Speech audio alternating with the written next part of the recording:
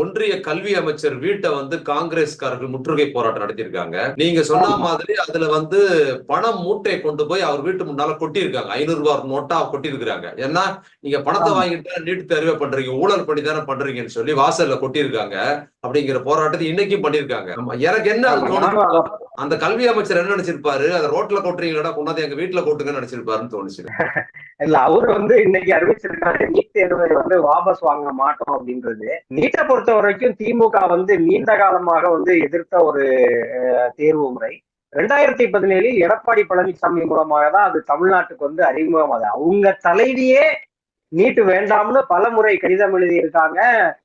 கலைஞர் அந்த சமகாலத்துல வாழ்ந்த எல்லா தலைவர்களுமே அதை எடுத்துருக்காங்க. சரியோ தப்போ தீவிரமா எடுத்துருக்காங்க, வரவிடாம தடுத்தாங்க. ஆனா எடப்பாடி பழனிசாமி போன்றவர்கள் நீட்டை உள்ள விட்டுட்டு இன்னைக்கு அது மிகப்பெரிய நெருக்கடியா திமுகவுக்கு